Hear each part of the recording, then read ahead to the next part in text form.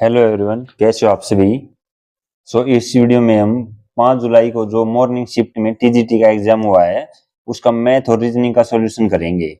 तो आप अपने क्वेश्चंस को मिला सकते हो कि आपके कितने क्वेश्चन सही हुए हैं।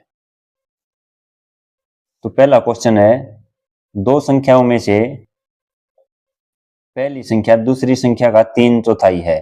जो पहली संख्या है वो दूसरी का 3/4 है। यदि दोनों संख्या का व्युत्क्रम का औसत 7/48 है तो पहली संख्या क्या है। ये एवरेज का क्वेश्चन है। देखो, पहली संख्या है, दूसरी संख्या है, तो दूसरी संख्या का 3/4 यानी दूसरी संख्या का 3/4। तो यहाँ पे जो दूसरी संख्या है उसका 3/4 कौन है, पहली। तो 4 से 4 कट जाएगा यानी दूसरी संख्या यहाँ पे 4 और पहली कितनी है, 3। तो पहली 3 है, दूसरी 4 है। ठीक है, तो इसने क्या पूछा है, दोनों संख्याओं के व्युत्क्रमों का औसत है 7/48। तो पहली संख्या बताओ। तो पहली संख्या क्या है, 3x, दूसरी क्या है, 4x। तो 3x का कोई ना कोई तो मल्टीपल ही मिलेगा आपको आंसर है। तो 3 का मल्टीपल इसमें से कौन सा है, इसमें से एक ही है, ऑप्शन नंबर सी। ये राइट आंसर है। ये आप कर सकते हो ऐसे, अदरवाइज कैसे करना है, आपकी कौन सी संख्या आ गई, 3 और 4 आ गई, पहली और दूसरी। तो अब दोनों संख्या का व्युत्क्रम, तो पहली का व्युत्क्रम 3x का व्युत्क्रम क्या हो गया, रेसिप्रोकल मतलब उल्टा, 1/3। और दूसरी का हो गया 1/4x। इनका औसत, औसत मतलब दोनों को जोड़ के 2 से भाग दे दें, उनका एवरेज निकलेगा। वो किसके इक्वल है, 7/48 के। अब 2 से इसको काटें 24। अब इसको हम सोल्व करें, 1/3x प्लस 1/4x, तो 12x यहाँ पे एलसीएम आ गया।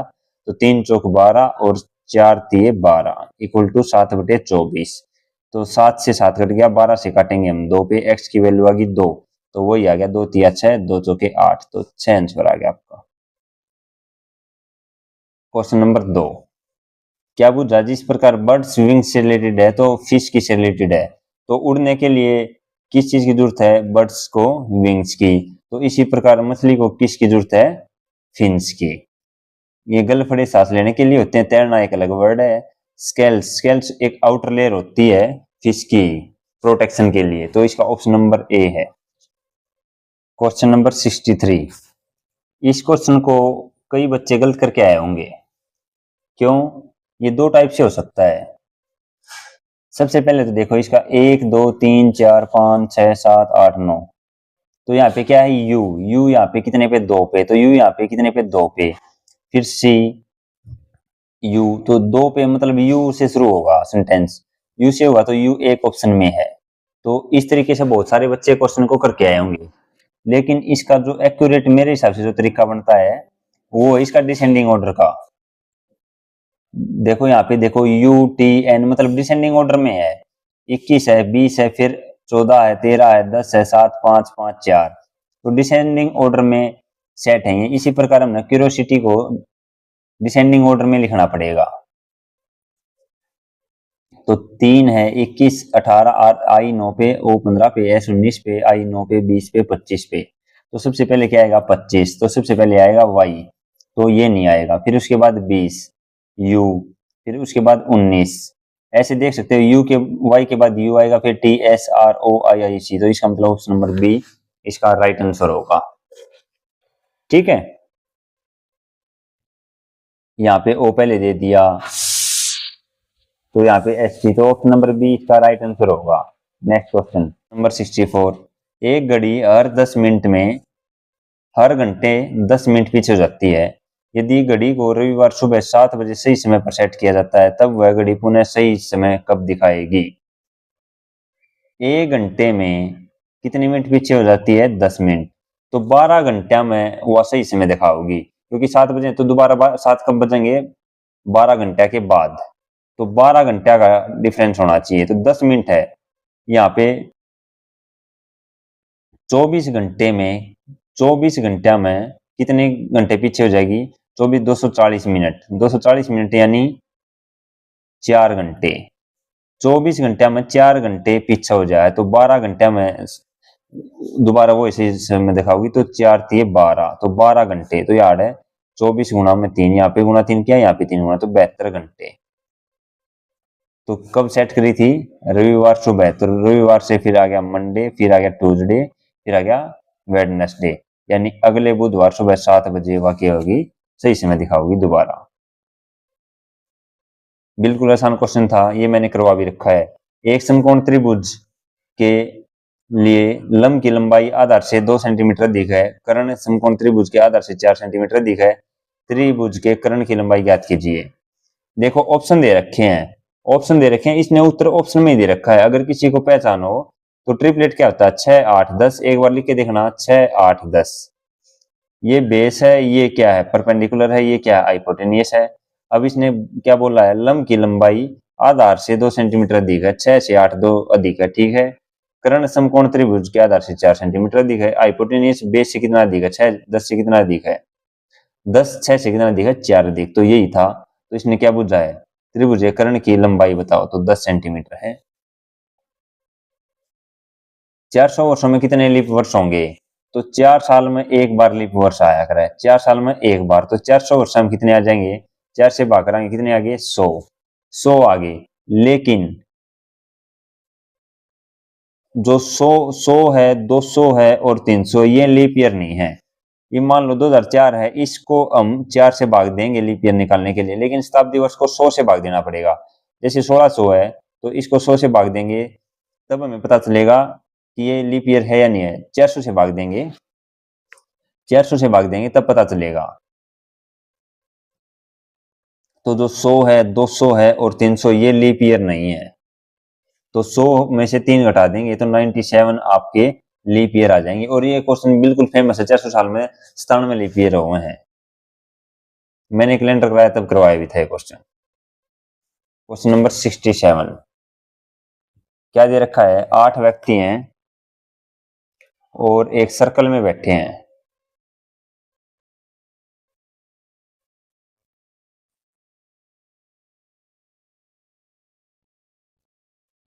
8 व्यक्ति एक सर्कल में बैठे हैं और केंद्र की ओर मुख है सभी का, ठीक है। ए और सी के बीच 3 व्यक्ति हैं। ए और सी के बीच कितने व्यक्ति हैं, मैंने मान लो ए बैठा दिया यहाँ पे और 3 व्यक्ति बैठा दिए, 1 2 3 व्यक्ति इनके बीच में और यहाँ पे सी है। अब बी और एच के बीच में 2 व्यक्ति हैं। बी और एच के बीच में कितने व्यक्ति हैं, 2 व्यक्ति हैं। बी और एच के बीच में 2 व्यक्ति हैं। आगे पढ़ो, ई जी के बाईं और दूसरे स्थान पर है। ई जी के, जी मान ये यहाँ पे मान लिया जी, इसके लेफ्ट, ये लेफ्ट है और ये इसका राइट है। इसके लेफ्ट साइड 2 स्थान पर है ई, तो ए कर दो, यहाँ पे कौन है, ई हो गया ई। इसके बाद एच डी के दाएं और तीसरे स्थान पर बैठा है। एच जो है डी के दाएं, तो कितने बैठ गए, 3 और 2 5, 3 रह रहे हैं, 1 2 और 3 और बैठा दिए मैंने। तो किसके, मान लो डी के है, डी के दाएं तीसरे स्थान पर, डी यहाँ पे बैठा दिया, तो इसका राइट साइड कौन सा होगा, यो। तो तीसरे स्थान पर पहला दूसरा तीसरा, तो ये स्थान खाली, तो यहाँ बिठा काम, तो यहाँ पे कौन बैठ जाएगा, एच। तो यहाँ पे बैठा दिया मैंने एच। अब क्या रह गया, बी और एच के बीच 2 व्यक्ति हैं, तो एच यहाँ पे है तो बी यहाँ पे बैठा सकता हूं मैं, क्योंकि 2 व्यक्ति हो गए यहाँ पे, ठीक है। तो एक रह गया, एक कौन रह गया, यहाँ पे एफ रह गया सिर्फ, तो एफ यहाँ पे बैठा दिया। और ए बी का पड़ोसी नहीं है, तो ए बी का पड़ोसी भी नहीं है। तो क्वेश्चन में क्या बुझा, इसने 2 स्टेटमेंट दिए हैं, एफ के दाएं और दूसरे स्थान पर बैठा है ए, एफ है, एफ का ये कौन सा है, राइट, और ये कौन सा है, लेफ्ट। तो दूसरे स्थान पर बैठा है, पहला दूसरा ए बैठा है, ठीक है। डी और ई के बीच में 3 व्यक्ति हैं, तो डी यहाँ पे है और ई यहाँ पे, कितने व्यक्ति हैं, एक व्यक्ति बैठा है। और इस साइड बैठे हैं 1 2 3 4 5, तो दूसरा ऑप्शन गलत है, तो एक ही ऑप्शन सही है, ऑप्शन नंबर ए। तो एफ के राइट साइड दूसरे स्थान पर ए बैठा है, क्योंकि ये अंदर इसका मुंह है, इसने बोल रखा केंद्र की ओर मुख है सभी का, तो राइट साइड पहला दूसरा ये सही है, तो ऑप्शन नंबर ए आपका राइट आंसर हो जाएगा। क्या दे रखा है, 11 और 13 का अंतर, 13 29 का, 29 इनका अंतर देखना पड़ेगा। तो 11 और 13 इनका अंतर क्या है, 2 का। इसके बाद 29, 29 और इनका कितना अंतर है, 16 का। कितना अंतर है, 16 का। तो यहाँ पे ये क्या चीज है, ये 11 गुणा में 1, ये क्या है, गुणा में 1 प्लस में 2 है। और यहाँ पे 13 गुणा में 2 प्लस में 3 है, 13 दूनी 26 प्लस में 3, तो फिर क्या आएगा 29 गुणा में 3, 29 30 80 और प्लस में 4 कितना आ जाएगा 91। फिर क्या आएगा गुणा में 4 प्लस में 5, तो कितना आएगा 369। फिर यहाँ से करेंगे गुणा में 5 प्लस में 6, तो 369 गुणा में 5, तो 369 गुणा 5 कर लेंगे हम, 5 नहीं 45, 5 36 15 180 हो गया है और 184, 145 प्लस में 6, तो कितने हो गए 1851। तो ऑप्शन नंबर डी आपका राइट आंसर आ जाएगा। Question number 69 odd one out वाला है, दिए गए विकल्पों में से भिन्न को चुनिए।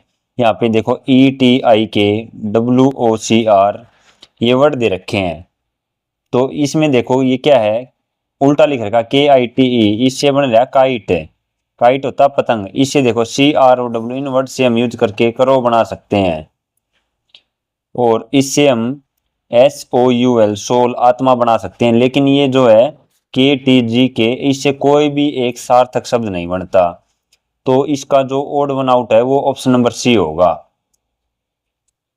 क्योंकि इन तीनों वर्ड से जो है एक सार्थक शब्द बन रहा है लेकिन इससे नहीं बन रहा, तो ऑप्शन नंबर सी इसका राइट आंसर होगा। Next question statement and conclusion का क्वेश्चन है, क्या दे रखा है एक राज्य हाई स्कूल बोर्ड परीक्षा में लगभग 50% छात्र प्रश्न पत्र बहुत कठिन होने के कारण असफल हो गए। ये कथन कार्रवाई के सभी असफल छात्रों को एक अच्छा सबक दिया जाता है क्योंकि उन्होंने कड़ी मेहनत नहीं की। तो देखो सीधा नुकैण में कि उन्होंने इसलिए फेल हुए में क्योंकि प्रश्न पत्र बहुत कठिन था, तो यो मान लेना सही बात नहीं कि उन्होंने मेहनत नहीं की। और छात्रों को दंडित करना या सबक सिखाना यो कोई इस समस्या का सही समाधान भी नहीं है, तो पहला ऑप्शन गलत होगा। दूसरा क्वेश्चन बोर्ड परीक्षा में हमेशा कठिन प्रश्न पत्र ही तैयार करने चाहिए, तो बोर्ड परीक्षा का जो उद्देश्य होया करे ना वो सही मूल्यांकन करना होया करे, ना कि जानबूझ कर पेपर मुश्किल बना दिया और बालक फेल कर दिए, तो ये एक नेगेटिव सेंस में है। जो स्कूल एजुकेशन का सिस्टम होया वो होया करे कि हम चीजों को ऊपर ऊंचे स्तर पर उठाएं, ना कि जान करके कठिन पेपर बनाकर बालक जान करके फेल कर दे वहां, तो ये ऑप्शन भी गलत है, तो इसका option number D right answer होगा, न तो एक और न ही दो अनुसरण करता है। क्वेश्चन नंबर 71 एक व्यक्ति 8% साधन ब्याज देने वाले बैंक में 2500 जमा करता है, वह पहले वर्ष के अंत में 1000 सी मिश्र धन से निकाल लेता है, 4 वर्ष के बाद उसका शेष कितना होगा। बिल्कुल सिंपल लैंग्वेज में ये है, कोई आदमी है बैंक में जाओ है और 2500 रुपये डिपॉजिट कर दे है 8% रेट पे और सिंपल इंटरेस्ट पे, फिर 1 साल के बाद वो 1000 रुपये काट दे जो टोटल मिश्र धन था, फिर 4 साल के बाद उसका शेष कितना रहेगा, यह बात पूछ रखी है। तो एक बात बताओ 1 साल के बाद उसके कितने रुपये हो जाएंगे। सिंपल इंटरेस्ट क्या है, प्रिंसिपल गुणा में रेट गुणा में टाइम बटे में 100, ये फॉर्मूला होता है वो याद रहे। तो 2500 रुपये हैं, 8% रेट पे टाइम है 1 साल और बटे में 100, कितना हो गया ये 25 अट्ठा 200, तो 200 रुपये क्या हो गया ब्याज हो गया, यानी 2500 रुपये उस पर थे और 200 रुपये ब्याज, तो मिश्र धन कितना हो गया 2700 रुपये। प्रिंसिपल प्लस में सिंपल इंटरेस्ट जोड़ांगे तो क्या आएगा मिश्र धन अमाउंट है, तो अब उसके बाद 1 साल के बाद है उसके पास 2700 रुपये, अब क्या करे वो 1000 रुपये निकाल ले इस अमाउंट में, 1000 रुपये निकाल दो तो कितने बच गए 1700, यानी 1 साल के अंत में उसके पास 1000 रुपये निकालने के बाद अब बच गए उसके पास 1700 रुपये। तो उसने क्या पूछा 4 वर्ष के बाद उसका शेष कितना होगा। 1 साल तो निपट लिया, कितने साल बच गए 3 साल, और रेट कितनी है 8%, तो 8% रेट है 3 साल खातर, तो 8 या 24, यानी हम सीधा डायरेक्ट अमाउंट निकाले तो 1700 का 124% निकाल देंगे, क्योंकि 100% कोई भी वैल्यू होती है अपने आप में, तो 8 या 24, तो 3 साल के बाद जो होगा 124% हो जाएगी वो वैल्यू, तो 0 से 2 जीरो कटेगी, 17 गुना में 124 करेंगे तो 17 चौके 68 बच गए 6, 17 12 होते हैं 204, 204 और 6 210, तो 2108 रुपये 4 वर्ष के बाद उसका शेष होगा। Option number A right answer होगा, इसका बी नहीं है। ठीक है। नेक्स्ट क्वेश्चन क्या दे रखा है, 8,000 रुपए की एक विशिष्ट राशि पर अर्जित चक्रवृद्धि ब्याज ज्ञात करना है जो 1 से 1/4 वर्ष के लिए 12% वार्षिक दर से 5 मासिक संयोजित हो। क्या हो? टाइम कितना, देखो प्रिंसिपल कितना दे रखा है 8,000 रुपए। रेट देखो, रेट क्या है 12% वार्षिक, यानी 12% है 12 मंथ की, लेकिन इसने कही है 5%, 5 मासिक संयोजित हो, 5 मासिक संयोजित हो तो 5 महीने में कितनी होगी, 12 में 12 तो 5 महीने में होगी 5%। रेट हमने यूज करनी है 5%। टाइम कितना है 1 से 1/4, यानी एकम 5 एकम 5, 4 एकम 4, 5/4। टोटल महीने कितने हो 12, तो 4 से काटेंगे 3, तो 5 3 15, टोटल है 15 महीने। सीधा सा हो गया हिसाब, 15 महीने है, लेकिन रेट कितनी है 5-5 महीने की लेनी है, तो 5 महीने 5 महीने 5 महीने। टाइम है 3 यूनिट, 15 महीने में 3 यूनिट बन गई, 5-5 महीने की 3 यूनिट है। क्वेश्चन ये बन गया, प्रिंसिपल है 8,000 रुपए, रेट है 5% और टाइम है 3 यूनिट। तो कंपाउंड इंटरेस्ट बताना है, बता देंगे। 5% है, 5% की फ्रैक्शन कितनी होती है 105/100, यानी 21/20, और यूनिट कितनी 3 यूनिट, तो 3 से 3 पावर दे दी, 20 की पावर 3 कितनी होती है 8,000, और 21 की 9261 है। ये प्रिंसिपल होता है, ये अमाउंट होती है। इसने क्या दिया 8,000, तो 8,000 की वैल्यू 8,000 दे रखी है, तो 9261 प्रिंट हो गया अमाउंट, यानी मिश्रधन। तो ओनली हमने ब्याज बताना है, तो 9261 में 8,000 घटाओगे तो 1261 रुपये ब्याज हो जाएगा चक्रवर्ती। Option number B.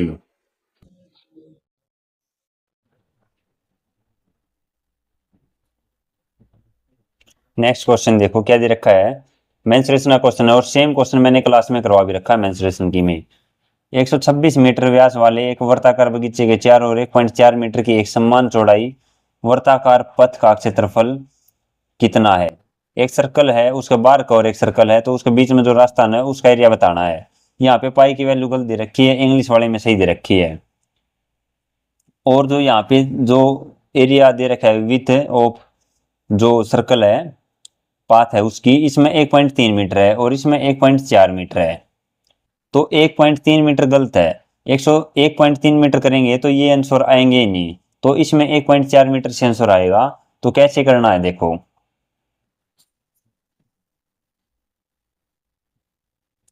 ये एक सर्कल है, ये एक और सर्कल है, दो सर्कल हैं।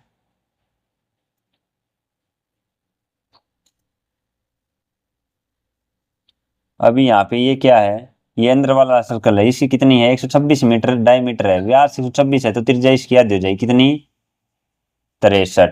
तो यहाँ से यहाँ तक की जो लेंथ है वो 63 मीटर है। फिर क्या है, इसके 1.4 मीटर ये भाग है, तो यहाँ से लेकर यहाँ तक की कितनी वैल्यू है 1.4 मीटर। तो अब हम क्या करेंगे, एक बार तो इस अंदर वाले सर्कल की निकालेंगे लेंथ, और एक इस बाहर वाले की निकालेंगे, और बाहर वाले में से अंदर वाले की घटा देंगे, तो इसकी आ जाएगी जो रास्ता है इसकी, इसका क्षेत्रफल आ जाएगा। तो वर्त का क्षेत्रफल क्या होता है पाई आर स्क्वायर, एक बार आर लेते हैं 63, और एक बार मान लो ये पूरी है, तो पूरी कितनी 63 और 1.4 तो 64.4, बाहर वाले सर्कल की जो रेडियस हो 64.4, अंदर वाले की 63। तो पाई आर स्क्वायर में से अगर मैं पाई आर स्क्वायर छोटे सर्कल घटा दूं तो क्या आ जाएगा, इस रास्ते का क्षेत्रफल आ जाएगा। इसमें से पाई कॉमन ले लेते हैं, R square minus R square आ गया, ये क्या है A square minus B square है, इसको मैं क्या लिख सकता हूँ पाई इंटू बड़ी आर प्लस में आर और बड़ी आर माइनस आर, ऐसे लिख सकता हूँ। अब पाई की वैल्यू 22/7 लेंगे, क्योंकि 84/99 पाई की वैल्यू होती ही नहीं, या तो 3.14 लो या 22/7। तो 22/7 इंटू बड़ी आर कितनी है 64.4 प्लस में 63, और एक बार छोटी ले लो 64.4 माइनस में 63। ठीक है, अब 64.4 ये कितना आ गया 22/7 इंटू ये आ गया 6×6=12 और 127.4 इंटू इसमें से घटाएंगे तो ये तो 1.4 ही बच जाएगा, क्योंकि यहाँ पे 1.4 मीटर इनका डिफरेंस था ही, तो ये आ गया।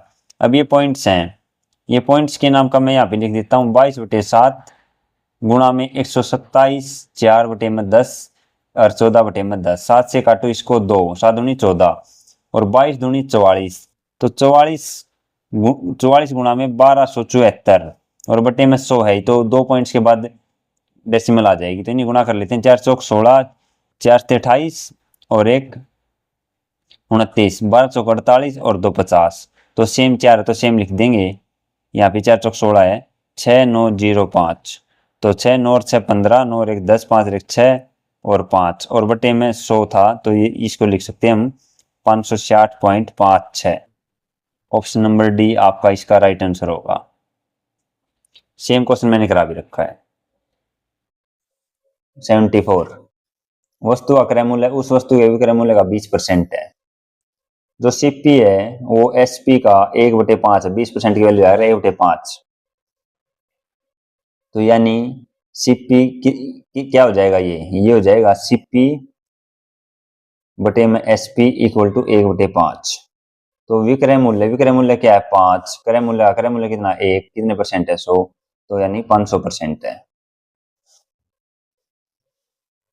75, एक समांतर चतुर्भुज है, क्या है पैरेललोग्राम। इस सम्मुख भुजाओं के एक युग्म की लंबाई है 16 सेंटीमीटर, इन दोनों भुजाओं के बीच की लंबाई दूरी है 10 सेंटीमीटर। आसान क्वेश्चन है ये काफी।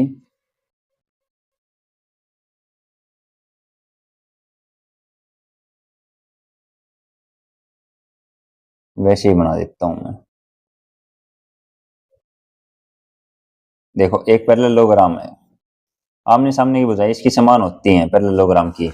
तो सम्मुख भुजाओं के एक युग्म की लंबाई 16 है, मान लो यह 16 है तो यह भी 16 है, और इनके बीच की क्या है, दोनों के बीच की दूरी कितनी है 10 सेंटीमीटर। तो इसका एरिया क्या होता है, बेस गुणा हाइट होता है इसका एरिया, बेस गुणा हाइट। तो इसका क्षेत्रफल बताना है तो 16 गुणा में 10, तो कितना हो जाएगा 160 centimeter. Option number B. 76 geometry का क्वेश्चन है, काफी आसान क्वेश्चन है। क्या दे रखा है, दी गई आकृति में पीटी तथा पीएबी एक वृत्त पर खींची गई स्पर्शिका और क्या है छेदक रेखा है। पीटी 12 है, ये 12 है, और पीए 8 है, और एबी कितना है, एबी का मान बताना है इसका, एबी का। तो इसका फॉर्मूला क्या होता है, पीटी का स्क्वायर गुणा में पीए गुणा में पीबी, ये फॉर्मूला होता है इसका।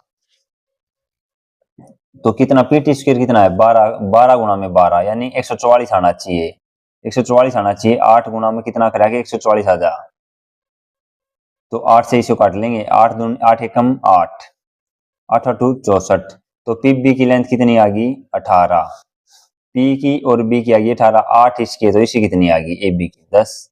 तो option number A right answer हो जाएगा।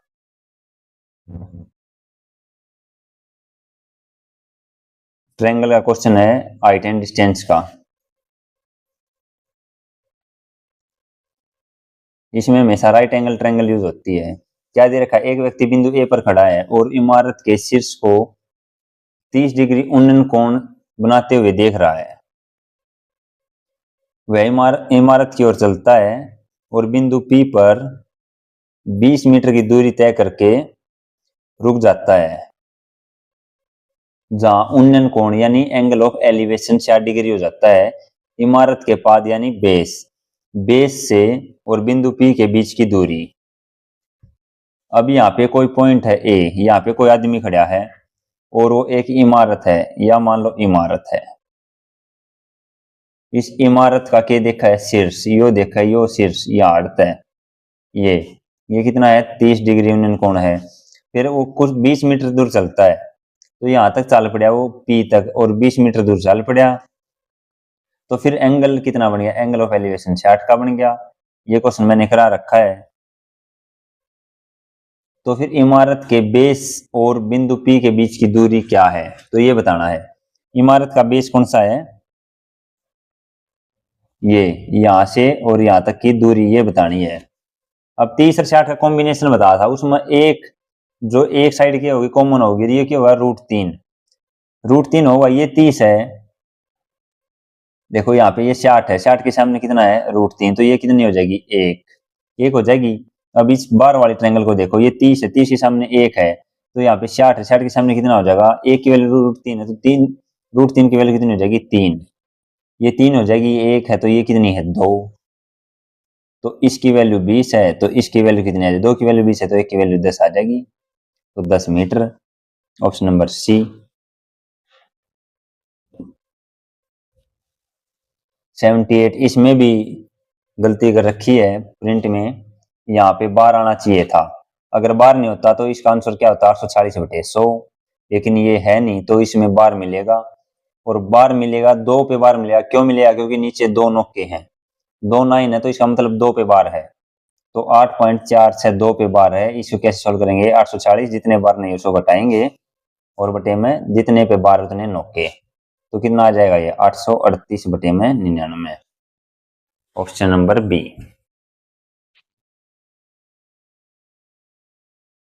क्वेश्चन नंबर 79, ब्लड रिलेशन का क्वेश्चन है। क्या दे रखा है कि निम्न में से किसका अर्थ है जे एल की पत्नी के पिता की माता है? तो इस टाइप के क्वेश्चन में क्या करना पड़ेगा? हमें 4 ऑप्शन चेक करने पड़ेंगे। आपको चारों ऑप्शन ट्राई करने पड़ेंगे इसमें। तो इसने क्या है? सी लगा रखा है, तो हम सी को ही ट्राई करते हैं। जे क्वेश्चन मार्क बी, जे क्वेश्चन मार्क बी का मतलब है बी याड जे और याड बी लिख लेते हैं। तो बी की माता कौन है? जे। ये बी है, बी की माँ कौन है? जेड है, सॉरी जेड है। बी की माँ कौन है? जेड। आगे क्या दिया? बी गुणा में टी, तो बी गुणा में टी, ये बी है और ये क्या है? टी। तो टी का पिता कौन है? बी। टी है, टी है, टी का पिता कौन है? बी। हो गया, ठीक है। अब टी, अब यहाँ पे आ गया टी और यहाँ पे आ गया जे। जे का भाई है टी, जे है कोई और इसका भाई कौन है? टी। भाई है तो प्लस। इसके बाद जे एल, ये वाला जे यहाँ पे और एल, तो एल की पत्नी कौन है? जे। तो एल है, इसकी पत्नी जे है, तो ये कौन है? इसका पति। तो हमने बताना कि जे एल की पत्नी के पिता की माता है जेड। तो जो जेड है, जेड एल की पत्नी, एल कौन है? एल कहाँ पे? एल है, एल की पत्नी कौन है? जे। जे एल की पत्नी कौन है? जे के पिता, इसका पिता कौन है? बी। बी इसकी माता कौन है? जेड। तो इसका मतलब option number C right answer हमारा। ठीक है, इस प्रकार से चेक करने पड़ेंगे 4 ऑप्शन, तो सी राइट आंसर इसका। क्वेश्चन नंबर 80, एक व्यक्ति अपने एक व्यक्ति अपने घर से कार्यालय तक पैदल चलता है। घर से वह 6 किलोमीटर पश्चिम की ओर चलता है। यहाँ उसका घर है मान लो ओम, और यहाँ से 6 किलोमीटर पैदल चल रहा है वो पश्चिम की ओर। फिर वह दाएं ओर मुड़ता है। यहाँ से देखो, यहाँ से दाया कौन सा होगा? ऊपर ना, क्योंकि घड़ी ऊपर न जाओगी। 9 के बाद 10 बजेंगे तो राइट साइड ही चले आ रहा है घड़ी। तो राइट साइड मुड़ गया और कितना चला? 5 किलोमीटर। 5 किलोमीटर चलता है, फिर वह राइट साइड मुड़ जाता है और 10 किलोमीटर चलता है। तो यहाँ से 10 किलोमीटर चला दो, तो यहाँ से यहाँ तक कितना हो गया? ये 6 है, तो आगे 4 और चल पड़ा।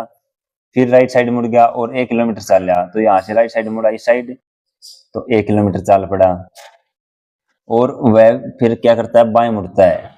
बाएं मुड़ता तो इस साइड मुड़े, ये राइट साइड हो जाएगा। इस साइड मुड़ गया और 1 किलोमीटर चल पड़ा। फिर क्या है? अंत में वह दाएं मुड़ता, तो यहाँ से दाया कौन सा हो जाएगा? दाया इस साइड हो जाएगा। तो कितना चलता है? और अपने कार्यालय पहुंचने के लिए 4 किलोमीटर चलता है। तो 1 किलोमीटर है, देखो 1 किलोमीटर है, यहाँ से 1 किलोमीटर, फिर यहाँ से कितना है? 4 किलोमीटर। तो ये यहाँ पे 4 किलोमीटर चल रहा है, तो 1 और 4 टोटल 5 चल रहा है, मतलब इसके सिद्ध में आ गया यार्ड है। फिर क्या? घर के संदर्भ में उसका कार्यालय कहाँ है? तो घर यार्ड है और कार्यालय यार्ड है, तो इसी संदर्भ में कितना है? कितने किलोमीटर दूर है? तो यहाँ से यहाँ तक देखो कितनी है? 4।